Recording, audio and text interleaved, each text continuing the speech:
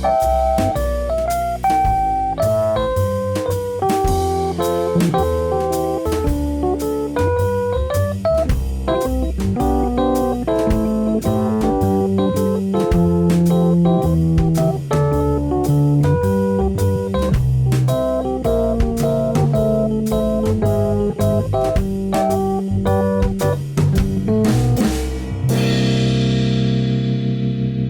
Marino Show. Hello, everyone. Welcome to The Marino Show. I'm your host, David Marino. I'm so excited to have my guest today, Crissy, the fearless leader of the Austin Horror Society. So excited to have you. I love all things scary, as you can see from my background on my wall. So, Crissy, thank you for being with me today. Well, thank you. Thank you inviting me out or contacting me to be part of your show. I really appreciate it. I do want to start out with saying that even though I kind of am the leader and I am the voice and the face that goes out there and tries to get people to come and be part of our society, it is not just me who makes the decisions. It is not just me who puts on the events or puts on the reason why the society is becoming so successful. It is a group mind. I have several monitors that I keep that, each have their own experience and genres that they like and their own flavor of the horror under the horror umbrella that kind of keep our group the way that it is, because we never want to say, oh, you're just this or you're just this, because the horror covers such a big umbrella of people. We want to make sure all of the voices are represented whenever we have anything. So I'm glad that I can be here today to kind of be the voice and the face. And I do a lot of conventions and festivals. So if you ever see me out, you're welcome to come by and say hi, take a picture with me. And I am probably the one who's the goofball. I'm the loud one. I'm the one who walks around and then talks to everybody. And I have such just a joy of, this community and this society and this all love of all things thrillers for under that umbrella, that I just love being here and doing all of this for you guys. And I love that you actually do a very good job of pronouncing the word horror, because when I walk around, I tell people Austin Horror Society, and they're like, horror? Like WHORE? And I'm like, no, like the horror movies, HORROR. But I promise you, we accept all lifestyles and all lifestyle choices. We are a all-inclusive lifestyle and human experience in our society, because we like to reach out for everybody. And Austin is a very unique place of just a little bit of everything and a little bit of all kinds of the society of the world. So we love that we can be all inclusive with this, umbrella. And I've met so many wonderful people throughout Texas that we say Austin, but in reality we mean Texas, because there's just so many great people in Texas that we get to see and talk to. And I discovered your group a few months ago. For my show, I started shifting more towards a horror focus, interviewing actors or anything related to scary. I don't just do that, but I've really focused more on that. And so when I saw your page on Facebook, what I really loved about it was that it gave a voice to, as you were saying, everyone in the horror community. I mean, people who are artists, people who want to share, things about their world. I feel it really gives a voice to them, and that's so important. So for those who don't know, what is Austin Horror Society? Well, okay, so I am not the founder.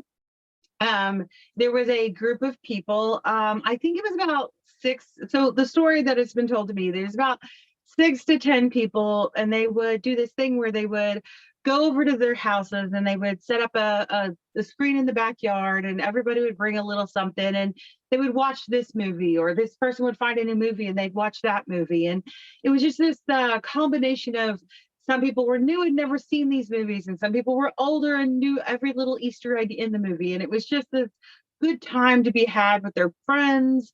And it just kind of grew, and it started to become, this person would tell this person, who'd bring in this friend, who'd bring in that coworker. And so it started out as a group that was just, let's go watch this movie together, or hey, they have this new trivia coming out, let's go do that together.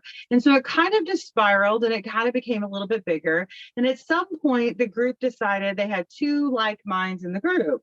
One said, let's keep it free. Everything should be free. And the other one says, well, we have to spend all of this money on venues or, tickets and whatnot. So let's make it a membership. And so at some point, the group said, no, we're going to kind of split off. Y'all can do your thing. We'll do our thing. And there you go. So Austin Horror Society became this a group, but it was all supposed to be free events, free things that you could do, free, just like, we are not going to charge you money to be part of our page. Okay. And so it moved from one person to another person. And I'm actually, I do believe, the third person to actually be the leader of the group. So when I took over the page, it actually only had about maybe 1,500 to maybe 2,000 people. And there were a lot of people who were just not very active in the community. So when I took it over, I tried to do a lot more events. So I did a horror trivia night over at the Spider House. And I tried to make sure to include everybody in it. So we have, like Saul Ravencraft. He's a great member of it. And he's been, I think he was like one of the very first members of the page. And he loves to do his screenings of his movies at Mr. Tramp's. And so you come out, and but he likes to do the old school ones. So you'll go up there and you'll watch like Rosemary's Baby or Frankenstein, and he loves to have it to where he kind of stops halfway through the film, gives you a little background. He used to do little skits in the middle. And he just loves to just be very inclusive and kind of give you more of this sense of just the old school drama of it all, right? And we had a couple of people who did different kind of trivias. And again, this is what our pages kind of come to, where it's, well, let's advertise what people are doing. We have them, they do an event where they screen movies over at the Mohawk. They have it to where we advertise for Weird Wednesday and Terror Tuesday over at the Alamos. We have a couple of people who have conventions all over Texas. So we like to be able to tell people, hey, this thing's going on over the gas station. And you know what the gas station is. If you know, you know. If you don't know, ask your friend, they'll know. But you have the gas station where they're going to have people coming out. You have where we go to San Antonio and we do the Social Revolt Kings of Horror kind of things down there, and we meet celebrities, and we go over to Houston and do Houston Film Festival. We go up to Dallas, and there's Colleen and Temple, and we try to make sure we do a little bit of everything so that we can just give everybody the experience of where they all are in Texas and just kind of around, and where they can go for a weekend or for an evening. Like I said, they still do Die Felicia with Chick-fil-A Show and Louisiana Purchase. And I think that's either at Elysium or the Iron Bear. So you have all of these different community people who have all of these different kind of flavors that they love to do stuff with that you can find in your community. So if you're not one to go to, a really late night drag show, then you can kind of go to a 7:00 movie where it's a little bit more laid back in a sports bar, or you can go to a trivia on a weekend or on a Wednesday night, or, on a Monday, just go hang out with your friends and watch a film. So it became that. And I do allow people to go on to the page once a week. They're allowed to advertise their art. So we have people who create coffee tables, or this is my newest art picture. We have just like a different kind of, so you can kind of go on and say, I'm a local jewelry maker and I make these jewelry, I make these necklaces. Or we have this one lady who made these great perfumes that were like, or essential oils, but they were perfumes, smelled great. She was on the page. So it's a lot of that. We like to try to just make sure that people come in and they're excited about things. It's a great opportunity to meet like-minded people in Austin or even beyond Austin that do love scary movies or all things that are kind of, considered dark. Have you made some, long lasting relationships from some of the people that you have met in the horror community? I have actually. I think each and every single one of my closest friends that I treasure and love with all my heart are either people I've met at a old Austin Horror Society events or have been someone I met at a convention. I met a really great cosplayer friend of mine, in fact, literally 1 year ago at a Krampus bar crawl here in Austin.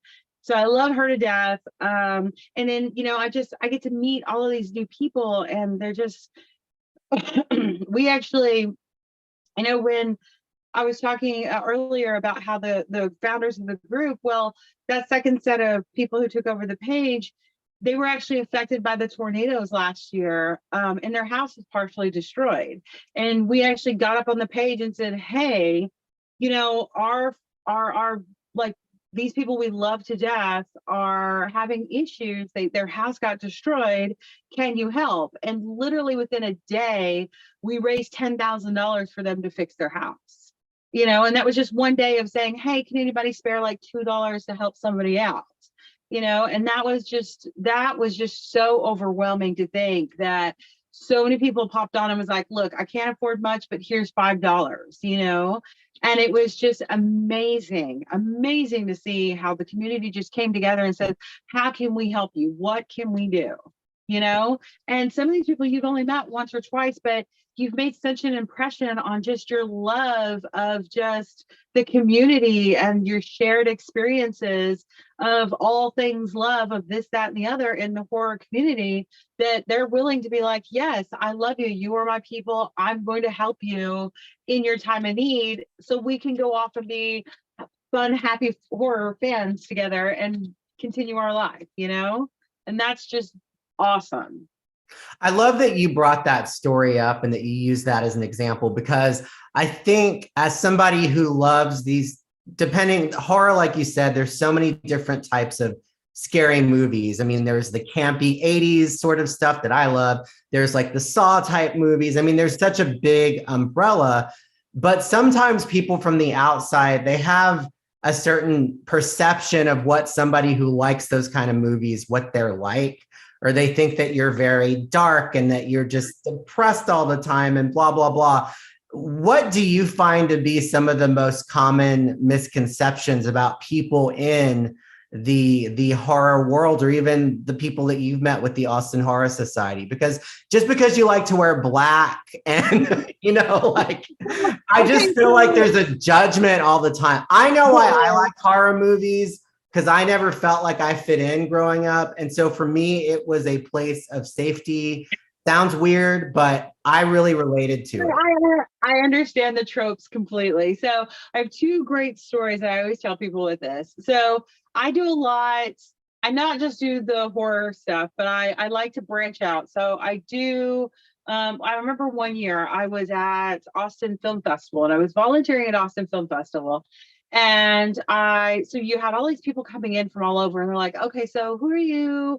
Because I have a tendency to wear flair, right? So I have like this hat that I wear that has this big like spider on my head. And I wear these because I'm always like, well, if you need a volunteer who just knows her stuff and who's the law to, can get you the information you need when you need it, you're going to be able to look for that girl and see the thing with the spider on her head and be like, I need that volunteer with a spider on her head, right?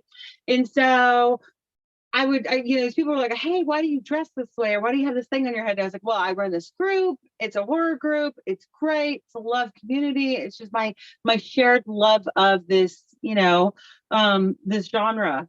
And people, I hate horror films. Well, what's some of your favorite horror movies? Oh, well, I like things like, like Silence of the Lambs. And I like, I just like those thriller mysteries. And I was like, well, you realize that those thriller mysteries are under that umbrella of horror movies.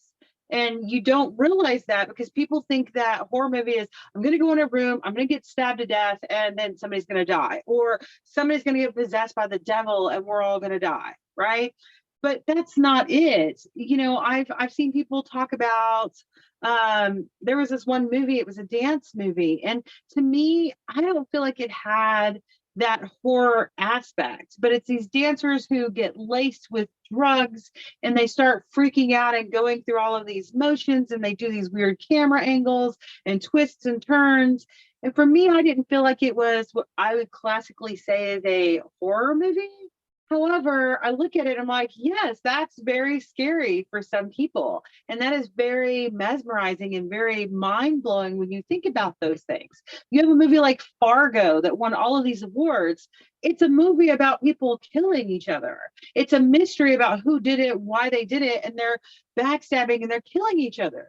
So when you kind of go into this elitist of, oh, well, I really don't like that low class of movies, you're kind of discluding so many movies, from art house movies to big name budget movies, that you don't really realize fall under that umbrella until you actually stop to think about that movie.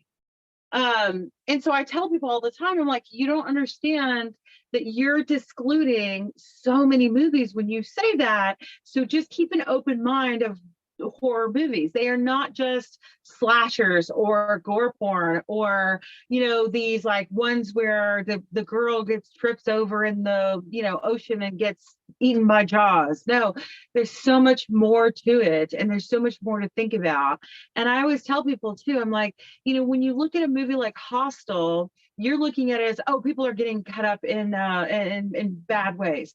No, it's a class structure. You're looking at it going, there's a hierarchy of rich people who employ poor people to kidnap middle class people to torture them to death.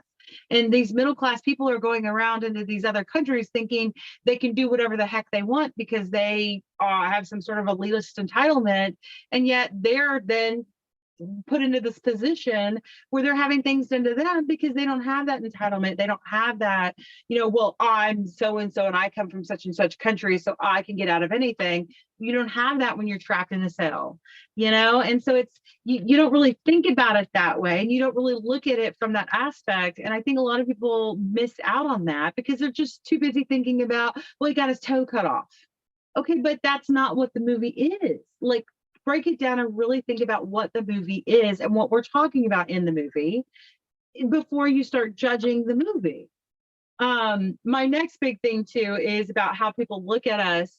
It's so funny people say that because I know school teachers who love to wear pink, and when you look at them, you're like, oh, she is such a basic Becky. She probably only watches Hallmark movies, never wants to watch a horror movie. And she is the biggest gore hound you've seen ever. She loves it. The gorier, the better. The more splatter and blood is the greatest thing she's ever seen, right? And then you see these people who are what we call classically goth, where they're all in black, pale makeup, introverted, never want to go out, but they don't like the slasher killer gore movies. They like the more introspective ones like Circle, where it's 50 people wake up, you know, in standing in a spot, and you now have to eliminate everybody in the circle for whatever reason and be the last one standing, you know? So they like those ones that make you think when you leave the movie and kind of just keep thinking about that movie after the fact. So we cover all kinds of genre of people. I actually had one lady once who you know, she was like, I would have never been friends with you if I knew that you were a horror movie loving atheist. And I was like, what does that have to do with anything? And she's like, well, you dress so normal. You're like so normal. You have like, you're a PTA mom and you have kids and you're always wearing pink and like blue and beige. And I'm just like, well, yes, that's my work clothes and I'm a mom and I am part of the PTA, but what did you expect me to be dressed as? And like, I don't know, like black hair and, black eyelashes, and then like just white face and black lipstick, and, just like spikes and metal. And I was just like, no, that's a lifestyle choice. That's a goth or emo. And that's a style of dressing. That is not who they are as a human. Okay. That's not necessarily representative of, what the things that they like. So please don't judge people from their outside. Get to know them on their inside. And you like me as a human, so like me as a human. That's what I love about it. That's what I love about it, is that in the horror world, I think the stereotypes are kind of all broken, because like you said, people who may look a certain way may be completely different. Like, I love all the horror stuff, but then, I used to get made fun of because, and I still love her to this day, and we'll go see her. I like Debbie Gibson. She was an 80s pop queen princess, right? But there's more to her than 80s, but I like I can watch the horror. I like that. But people, I just feel like it's a constant thing in our culture and our society that if you don't fit into a box, it makes people uncomfortable. But I love not fitting into a box. And that's what I love about the horror world, is that people don't subscribe to that way of thinking. Most of them. When you say the box, it always reminds me of what's in the box. Well, it's a severed head, so get out of the box. Like I love that, because I love the people. You don't want to be in a box. You don't want to be trapped in it. And look, when you're hiding from the killer, never jump into the box. It'll be a bad thing for you. Yeah, I just, like I said, and I've met so many different people and so many different, and so when we go to festivals and we go to conventions, and we call them cons, but when we go to cons, conventions, I love it that when you go there, you won't just see the couples and like the one guy or the one girl. No, you see a plethora of people. You'll see, like yesterday when I was there, you had the PTA looking mom and the dressed up looking dad and his little like foo-foo sweater and his little, very, set up sweatshirt, and you had the son running around in his football jersey, but then you had the daughter and she's dressed up like the clown from It, and her parents are just enjoying taking her around to this. And this little girl couldn't have been more than maybe about 10 or 11, and she's just ecstatic to be in this place where everybody's dressed up like Krampus and the Grinch, and everybody's like, we've got a lady with a light bulb sticking out of her face that looked like she fell into a Christmas tree, and this little girl is just running around and she's just ecstatic, and you can see the brightness in her face, and you can just see the light of just, she's like, this is my world, this is my people, this is where I am, this is what I love. And her parents were just so great, and you could tell they just didn't get it, but every time they looked at their daughter, they were like, this is like, she loves this, so we're here for her. We're here to support her in her love of these things, and I know that this little girl probably hadn't seen a lot of all of these things, but she at least been introduced to one or two, and she just loved it. She gleaned from it. It was the best thing in the world. And I think that's what we love. We love to go to these conventions and see these people who are like, well, this really isn't quite my element, but they can see the joy on everybody else's like in everybody else's eyes, that they kind of start getting into it. They're like, actually, I really do like this. And, I didn't realize that this person was in this movie and that movie. And that's really cool that I get to see this actor I love so much who's in these different things, and we love to see that kind of just that light in people's eyes. And again, you'll go to these conventions and you'll see the entire gambit running around. And that's what I love to see. I love to be part of that. I love to be part of that joy all the time, What do you think about, like, I haven't been to a lot of cons. I'm trying to go to more now as I'm older, but so a lot of them are like out of town.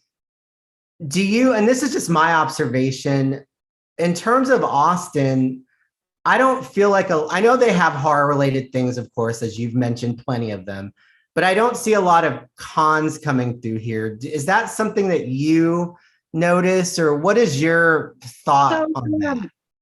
So I actually have talked to a lot of the promoters and the people who put these conventions on. And so one of the biggest conventions in Texas is a little convention called Frightmare. Mhm. And Frightmare is this massive, huge. Could you get the dog, please?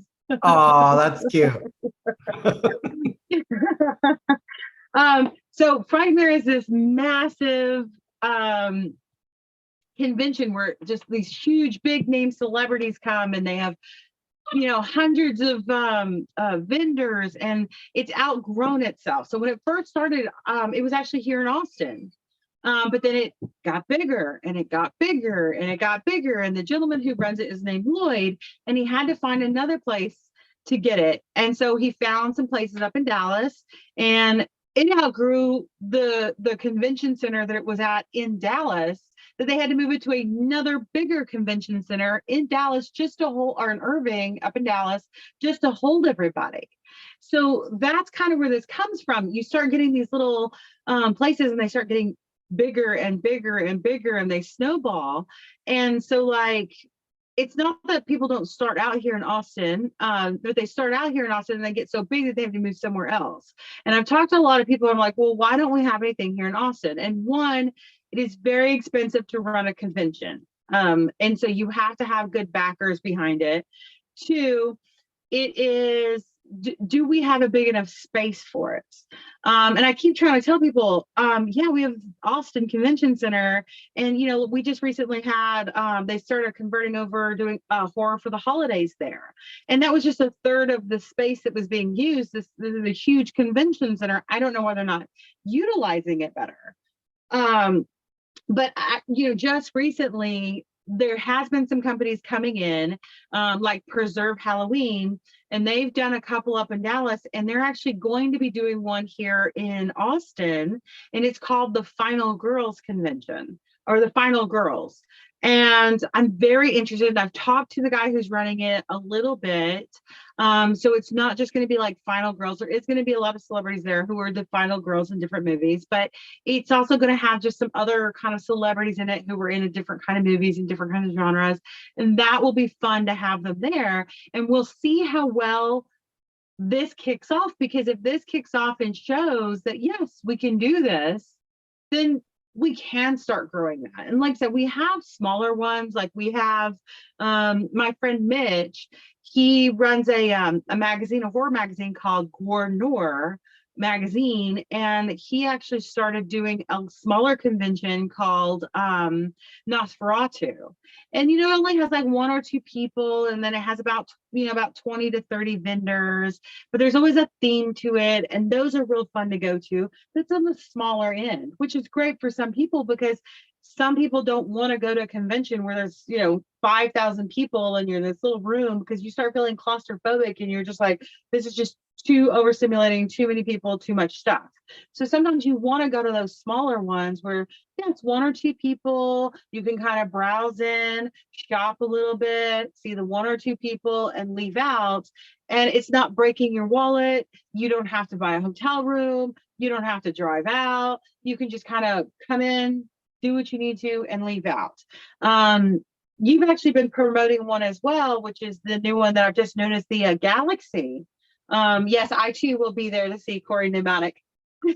Yeah. I'm so excited when I saw him coming. But yeah, so I love that, but that's the whole thing. You go and you have these smaller people who come in, and they do these promotions to get the smaller shows in. And then once you see that there's more of a flavor, and that there are more people, and there are more of that, it starts growing.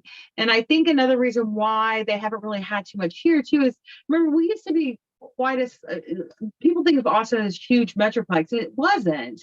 It only had like what, 1 million people, but now we're up to 2.5 million people, and I just don't think that we've been tapped well enough. So we'll see how the Final Girls goes, and if that is a really big success, I can see more convention runners and people running different ones coming into Austin to try to do some more conventions here, because we do have a space for it. We do have the people willing to go do it, to spend money there.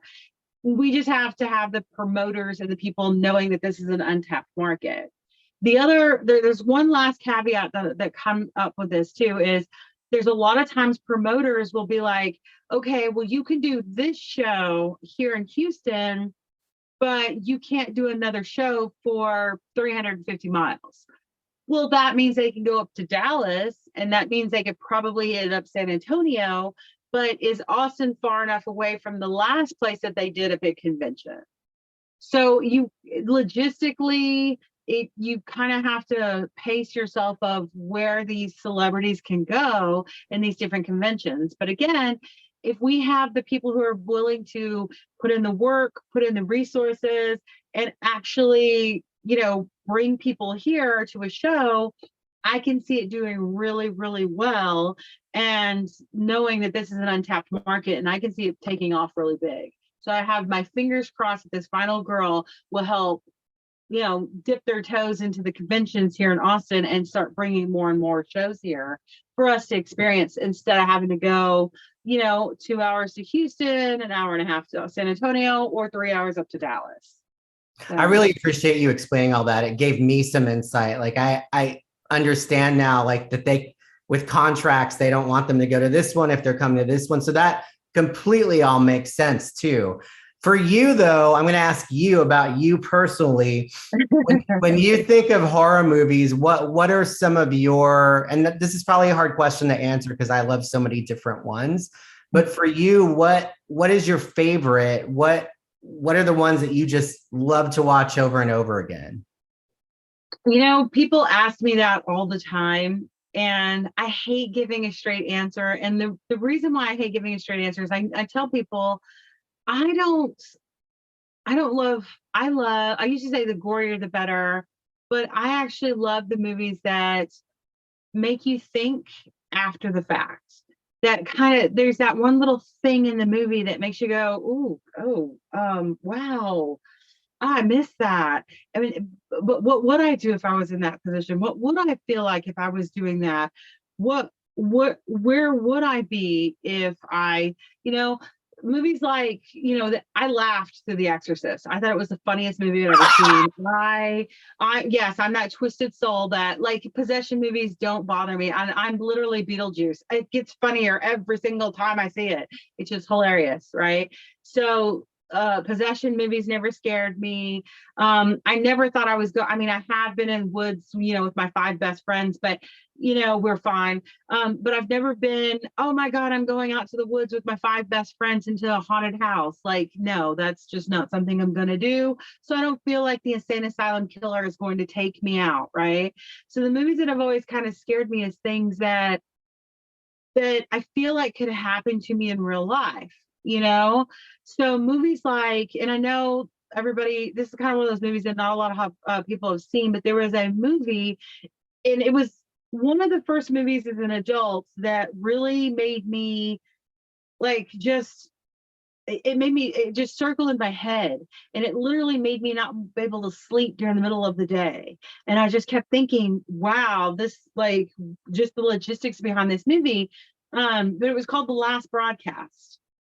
And if you haven't seen this movie, it's kind of hard to find because they stopped doing the prints on the film, but I'm sure you can find it on streaming somewhere. And when you first see the film, people are like, oh, it's a little slow, it's boring, it's got a weird little ending, it's got a little twist, weird twist ending, but this is just not that great of a movie. But then when you go back and you watch it, you start noticing those little details that you didn't quite notice when you first watched it. Like they have the news broadcast that they show in it. It literally says at the bottom, KDEVIL, right? And you're like, the news station is K-Devil. What? Like, just little things like that throughout the movie that when you go back and you watch it, you're like, what? And the funny thing about this movie, it was a digital movie, which was really unknown for that time. But the people who made Blair Witch had seen this movie and thought, brilliant, we'll make Blair Witch. So it's this kind of found footage, but kind of like a documentary kind of movie. And you don't realize what it is until the very end. But as you're watching this movie, you're like, at the time that it was it's kind of like what you do.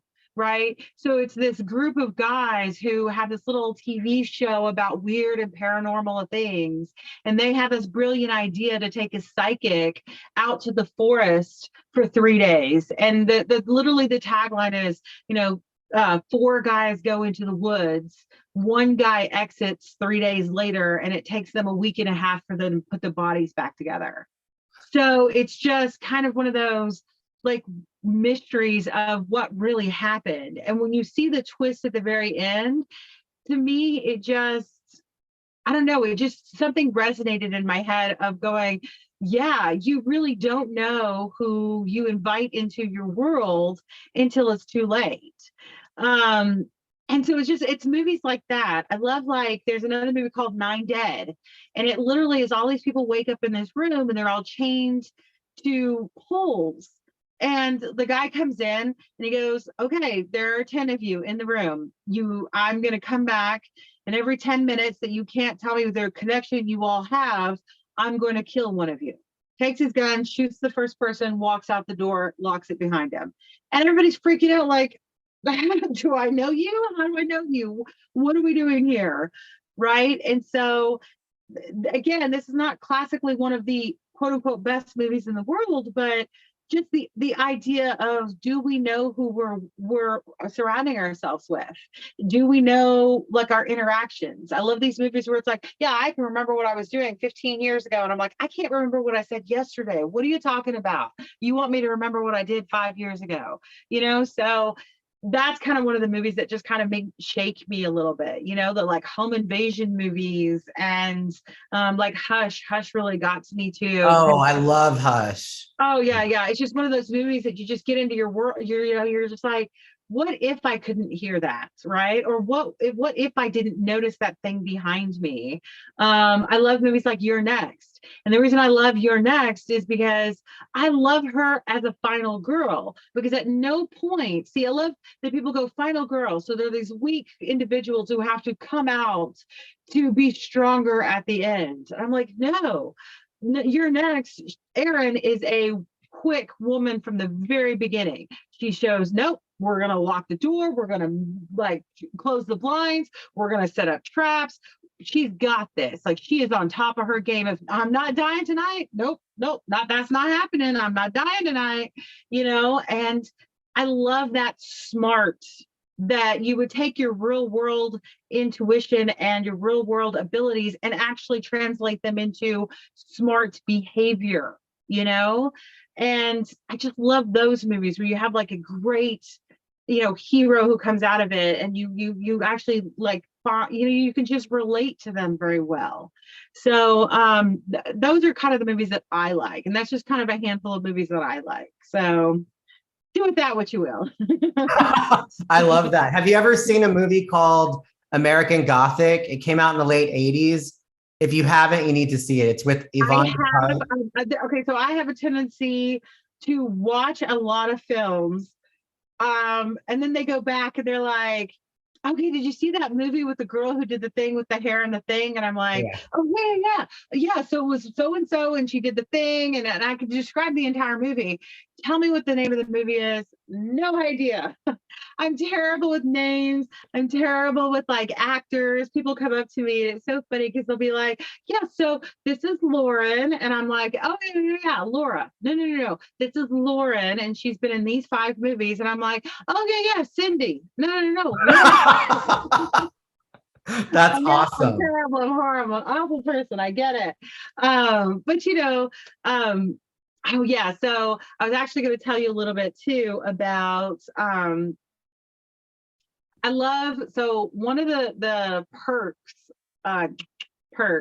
of being part of Austin Horror Society and being the fearless leader is I have to do a lot of promoting, and I have to do a lot of marketing and interactions. So we have where I've talked to some of the studios, and so when they have a new movie coming out, they're like, hey, do you think your people would like this wheelhouse? So we get free tickets for people to go watch the movies in the press screenings, and they want true horror fans to go. So I usually mix it up, and I have about half the tickets set aside for those people who I know who have, big social media pages, my influencers, my, like they blog a lot. So they have a big following. So I usually have half the tickets for them.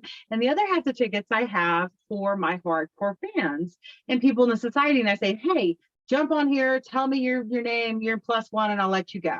And I try to mix it up saying, hey, if you've been to one, please don't go to another one until 3 movies out so that everybody can get a chance to go, right? And so we take them and we go watch the movies, and then we promote the movies. And if it's good, bad, indifferent, whatever, right? So when they do that, sometimes they'll send me these big boxes of just merchandise from the movie. And so I'll go around and I'll be like, oh, look, I have this merchandise from the movie. So when I go to conventions, I go up to the actual, so I was sent like a year before, they sent me a whole bunch of these Candyman mirrors, right? And they're promoting the new Candyman movie. Well, they had Tony Todd at one of the conventions. And so I had a whole bunch of the shirts and the mirrors. And I was like, oh, so you promoting the new movie? He was like, yeah. And I was like, well, did you not get the merchandise? And they were like, no, I didn't get anything. So I ran upstairs, grabbed him a whole bunch of the mirrors, a whole bunch of the shirts, brought it down to him. And I was like, here, advertise the movie the way you should advertise the movie, from the studio sense stuff. And he loved it. He let me get pictures. He had conversations. He took one of the mirrors and signed it for me. I absolutely loved him. He was the sweetest man ever. And that's why I find the perks is that you get to not only make the horror fans happy, but you get to make the actors who are representing the movies happy as well. And I've done some interviews. We actually do have a small page on Austin Horror Society and a YouTube channel. And I've done a couple of interviews and placed them up there. And I actually have to start doing more interviews with people and putting them up as well. I'm just not very good at it. I'm not as good as you at it. Well, thank you. But yeah, so I love seeing that. I love being able to hear these different stories, like we had one lady who I'm not going to tell you who she was, but she was an actress in a very big genre of movies. I think it was the Friday the 13th movies. I'm not going to tell you which one she was, but at some point they had a molding of her head made. And the molding had gone missing, this latex molding of her head, and they couldn't find it. And like a day or two before they were supposed to start shooting the scene where they needed this head, she had walked into this room, come to find out that one of the makeup handlers was using that head for nefarious reasons. And she was not thrilled about it. She was like, now I have to completely remold my head. We have to get a completely new one because there's no way we're using that one anywhere near this film.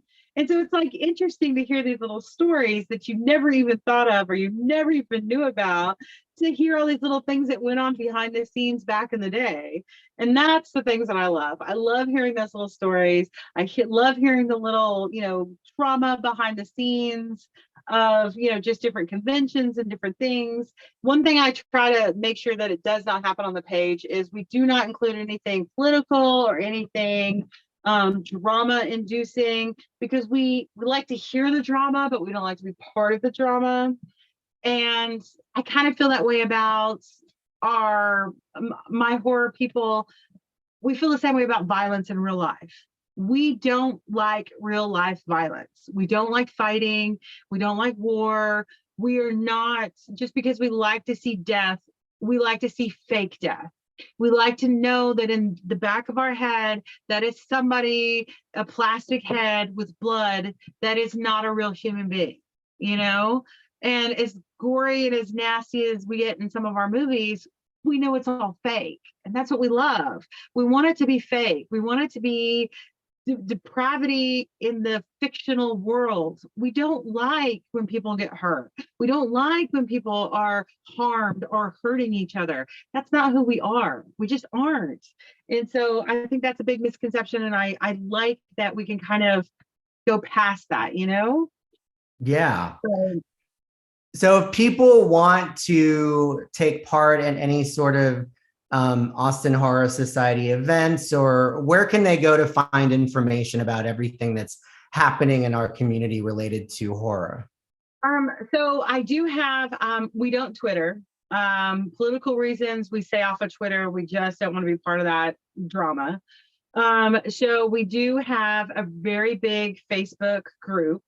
I've tried to integrate a lot of it over to Instagram. My Instagram is just not as built out. I've actually just found somebody she's like very excited to help me with the Instagram to make it a little bit better, to make it a little bit more inclusive the way that we have Facebook, of just announcing everything and putting up more promotional stuff. Because the great thing about Facebook is I don't have to be the only one posting, right? Somebody else can go in and say, we have this thing going on. Isn't this great? And I can then hit pin, and I pin it to the top of the page so that you can scroll through and be like, well, this is this weekend, and that is that weekend, and this is tomorrow night, and this is the person I want to buy this t-shirt from, right? So it makes it she's going to help me with making sure that our Instagram looks a lot like our Facebook, so we can make sure to reach out on both platforms so we're not missing anyone. But that's what I love so much about Facebook. They started integrating all of these things for me to be able to pin. So you'll have all these funny memes, all these stories, all these movie reviews, but then you'll have this one event and I'll be able to pin it at the top. So you'll know, you can just kind of scroll to the top to go, oh, this is the event that's coming up soon. And it gives people an idea of the things that are going on. So that's what I try to do, just kind of help everybody out so that they don't have to scroll through multiple pages. They can just kind of go on there and look at the top, and there you go. Awesome. So, is there anything else that you want to add, or anything that we missed? I hope that people understand that Austin does have a very great collection of horror and goth and emo and thriller, and we just have that great umbrella. And I just hope that everybody, just support our local, independent filmmakers. They have like Butcher's Bluff that just came out.